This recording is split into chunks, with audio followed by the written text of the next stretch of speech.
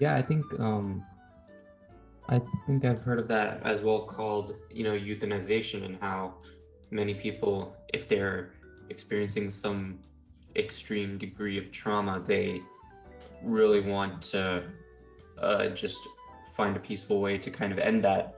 For example, I know, um, actually, I can talk a little bit. There's this Indian movie, part of Bollywood, called Gazarish, and it essentially talks about the story of how euthanization in India is actually, I don't know if it's in the movie, at least they said it was illegal. I don't know if that's actually the case, but that resulted in this man named Ethan, uh, who he was pretty much paralyzed from the neck down.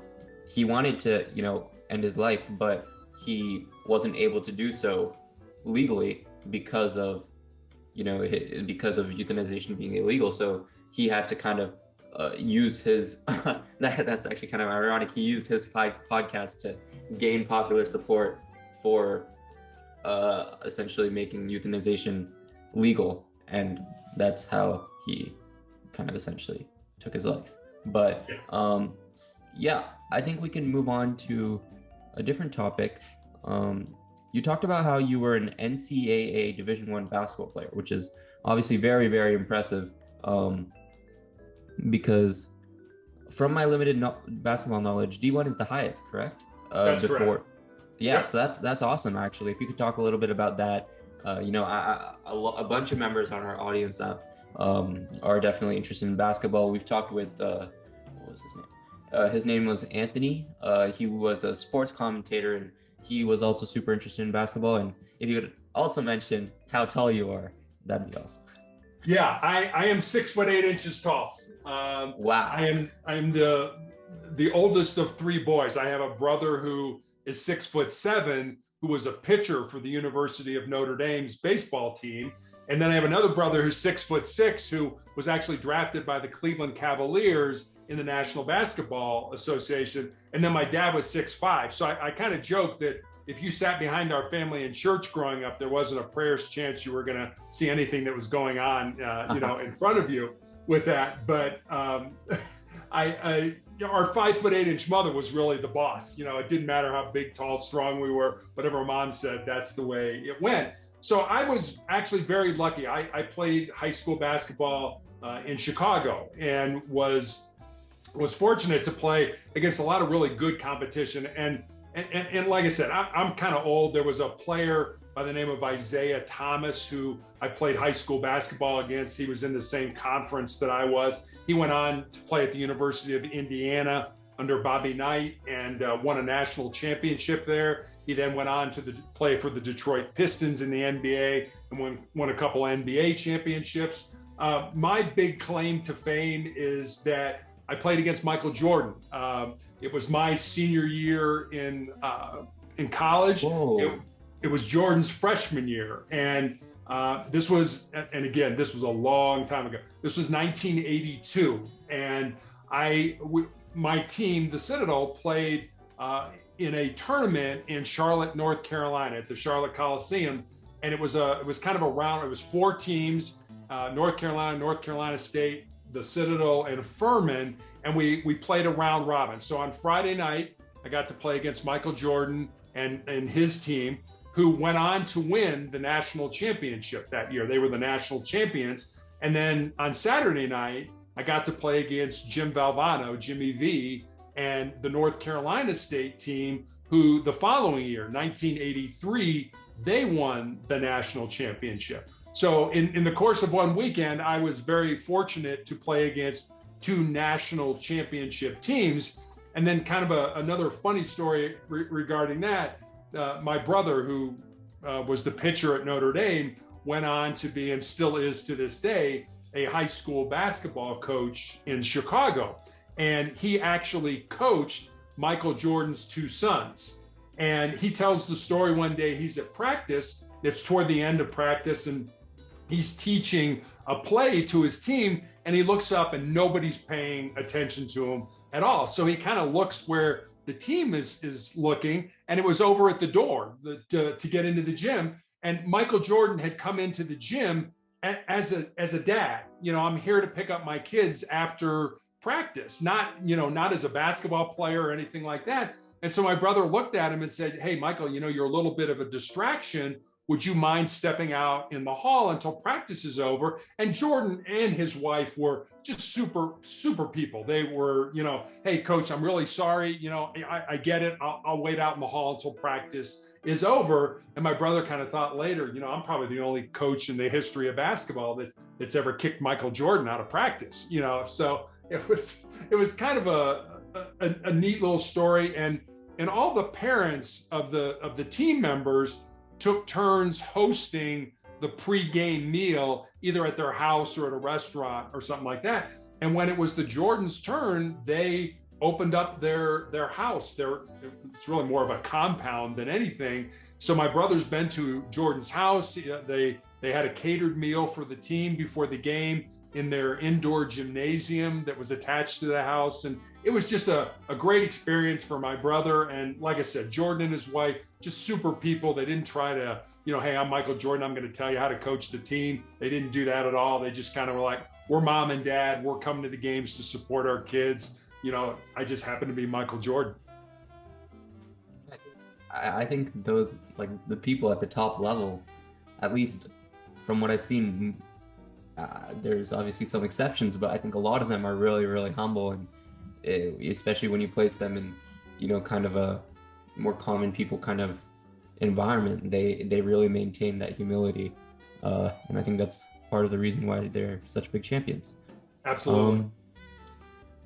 Yeah, so I think what we can talk a little bit more about now is your 4 truths, because you mentioned how these 4 truths are kind of what you're using to focus on essentially the healthy aspects of being sick and coming out of it stronger, and what you're also teaching to other people to kind of help them when they finally get over their obstacle, be a better person than what they were going into it. So if you could talk a little bit, about those 4 truths and how you kind of live your life through them. Sure. So I call them, my 4 truths. They're not mine. I mean, it's not something that, that I own or anything like that. And so as I'm going through this, I guess, as your audience hears them, if they resonate with you, if they work for you, then take them and use them as part of your life. If 1 or 2 of them works, then take those 1 or 2 and use them to help in your life. I call these sort of the bedrock of my soul. They're a good place to start to develop a quality life off of. And I have them on a Post-it note that I have here in my office, and I've written them out. They're 1 sentence each. And so I see them multiple times during the day. And so they constantly get reinforced in my mind. So number 1 is control your mind, or your mind is going to control you. When I was in high school, I had 3 knee surgeries. And I remember when I went back playing, my brain was putting all kinds of negative thoughts into my mind. Things like, "Hey, you've had these 3 surgeries and you're probably a step slower on the basketball court," or "College coaches aren't going to be interested in recruiting you, to play at their college or university." And I remember thinking, no, wait a minute, I'm still playing at an elite level, and college coaches are still contacting me about playing at their college or university.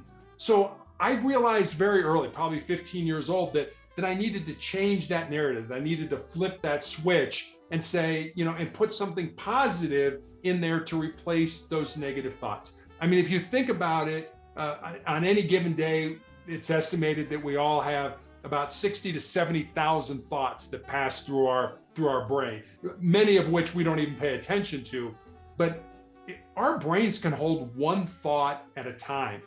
Why would you want to make that a negative thought? I mean, I remember when I was in college, and people in classes and stuff like that, they would go out and party the night before an exam, and then they would come into this exam maybe hungover or something like that. And what's the first thing they would say? It would be like, "Oh man, I'm really going to blow this test. I'm tired. I'm hungover. I'm dehydrated." Whatever words you want to use. And I'm thinking, why would you immediately go to the negative? Wouldn't you say, hey, I paid attention in class during the last 6-8 weeks, whatever. I'm ready for this test. I know just as much as everybody else, but we don't. We always want to go to the negative. Your mind can hold one thought at a time. Why would you want to make that a negative thought? So that's the first one. Control your mind or it's going to control you. The second one is embrace the pain and the difficulty that we all experience in life and use that pain and difficulty to make you a stronger and more determined individual. Our brains are hardwired to avoid pain and discomfort and to seek pleasure. And so to the brain, the status quo, the way things are right now is good and should not be, messed with. It should just be left alone. The problem with that is the only way we're going to get better, the only way we're going to improve is to step outside those comfort zones and to do the things that we don't like or that make us uncomfortable. And, because our brains are hardwired to avoid pain and discomfort, people move toward things that they shouldn't. They make bad decisions. They turn to alcohol, they turn to drugs, they turn to bad behavior to try to mitigate the pain in their lives. And what I always recommend, and I try to do this every single day of my life, is to do one thing that makes you uncomfortable, that makes you nervous, that scares you, that is potentially embarrassing. Because and it doesn't have to be a big thing. It could be something very, very small. I don't like going to the dentist, but the other day I picked up the phone and I called and made my 6-month appointment to have my cleaning done. That was a little scary for me. I didn't like doing that. If you do those small, little, uncomfortable things every day, when the big things in life hit us, and they hit all of us, we end up losing somebody who's close to us, or, we drop out of school, or we lose our job. We've all heard the stories. If you do those small things every day, when the big things in life hit, you'll be much more resilient to handle those things. And I guess what I'm suggesting is, instead of running away from pain, do just the opposite.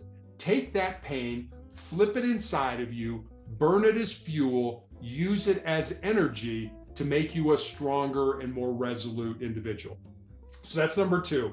Number 3 is more of what I call a legacy truth. And it's this: what you leave behind is what you weave in the hearts of other people. I think it's important, regardless of what stage of life we're in, whether we're just starting out or, we're middle-aged or we're coming to the end of our life, whatever that ends up being. I think it's important for all of us to kind of examine our lives. I actually have friends who read the obituary page in the newspaper or online every day, just one, to keep themselves humble, and 2, to realize that someday somebody is going to be reading their obituary. And I remember when I found out I was having my leg amputated and I had these tumors in my lungs, I went with my wife to the mortuary, to the cemetery, and to our church, and I planned my funeral. And because I go on podcasts and I do talks that talk about motivation and the need to keep moving forward, I actually got some brushback from people because of that, who somehow thought that by me planning my funeral, that was in some way defeatist. And I had to tell them, it's like, the last time I checked, we're all going to die. I don't think anybody's working on a cure for life right now. Every one of us is going to die, but not every one of us is going to live. And I heard a Native American Blackfoot proverb years ago that went like this: when you were born, you cried and the world rejoiced. Live your life in such a way so that when you die, the world cries and you rejoice. That's what I want. That's what I'm looking for. Don't get me wrong. I'm not looking to hasten my demise in any way, shape, or form, but I think it's important for all of us at some point in time to think about the end game. What are people going to say about you at your funeral? I guess maybe more importantly, what do you want people to say about you at your funeral? And that's going to be determined on how you live your life. So that's number 3. And then number 4 is this: as long as you don't quit, you can never be defeated. And the way that resonates with me is this: someday my pain is going to end. It may end through surgery. It may end through medication. Quite frankly, it may end when I die. But if I quit, If I give up, if I give in to pain, then pain will always be a part of my life.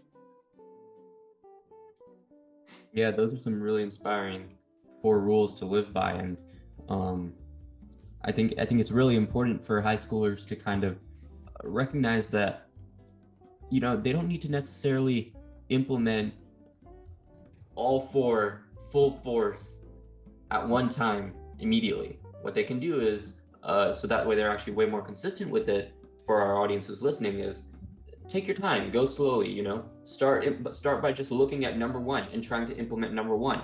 Do that for, you know, maybe a few months and try to gradually implement rule number 1 more and more into your life. And then after you've become disciplined with number 1 and can stay consistent with that, then move on to number 2, then move on to number 3, then move on to number 4, and do the same process for each of those. And in a couple years' time, you'll look back and say, wow, I've incorporated all 4 of these into my life, and I'm extremely consistent with them. I haven't let go of any of them because I implemented them gradually. So, Mr. Tucker, we're actually kind of winding down and approaching the last couple minutes of our podcast here. So if you could, you know, this is the question that we ask every person who comes on to our podcast, and that's if you can provide any advice for high schoolers listening, whether it be about, you know, combating specific diseases, or, you know, just becoming a better person overall. It could be about basketball, it can be about sports, it can be about academics, whatever you think is the best life advice to give to high schoolers right now. What is something that, what is the advice that you would give? I guess I'll answer that, if you don't mind, with a story. And I've always been a big fan of Westerns when I was growing up. You know, my mom and dad used to let me stay up late and watch, you know, and this probably isn't going to mean a lot to you guys, this was long before your time, but Gunsmoke and Bonanza. My favorite was Wild Wild West. 1993, the movie Tombstone came out, and it was a huge blockbuster. It starred Val Kilmer as a man by the name of John Doc Holliday, and Kurt Russell as a man by the name of Wyatt Earp. Now, Doc Holliday was called Doc because he was a dentist by trade, but pretty much Doc Holliday was a gunslinger and a card shark. And Wyatt Earp, his entire adult life, had been a lawman. And these two men from entirely opposite backgrounds come together and form this very close friendship. And at the end of the movie Tombstone, Doc Holliday is dying at a hospital in Glenwood Springs, Colorado, which is about 3 hours from where I live. The real Doc Holliday died in that hospital, and he's buried in the Glenwood Springs Cemetery. And Wyatt, at this point in his life, is destitute. He has no money, he has no job, he has no prospects for a job. So every day he comes to play cards with Doc, and the two men pass the time that way. And in this almost last scene in the movie, the two men are talking about what they want out of life. And Doc says, I was in love with my cousin when I was younger, but she joined a convent over the affair. But she's all that I ever wanted. And he looks at Wyatt and he says, what about you, Wyatt? What do you want? And Wyatt says, I just want to lead a normal life. And Doc looks at him and says, there's no normal, there's just life. And get on with living yours. I mean, I know people who are probably sitting out there listening to us and say, you know, I'm just kind of holding back. And, you know, when this happens, then I'll have a normal life. Or when that happens, I'll have a successful life. Or when this occurs, I'll have a significant life. I guess what I'd like to leave your audience with, and I know this is probably maybe a little bit over the heads of high school students, but I think it's really important to kind of grasp this at a young age. What I would say to you is don't wait. Don't wait for life to come to you. Get out there, find the reason you were put on the face of this earth, use your unique gifts and talents, and live that reason. Because if you do, at the end of your life, I'm going to promise you two things. Number one, you're going to be a whole lot happier. And number two, you're going to have a whole lot more peace in your heart.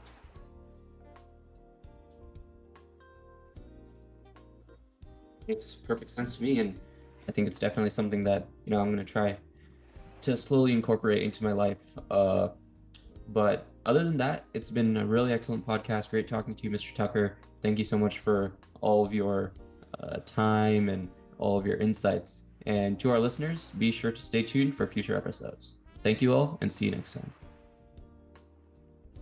High School Not So Much a Musical is hosted by Ayush Agarwal and Nitin Jaldanki. Narration by Samhit Padala. Music from Louis Luang Relaxation Cafe, Tune Pocket, and Infraction. If you like the show, please recommend it to your friends and family. Thank you for listening, and see you next time.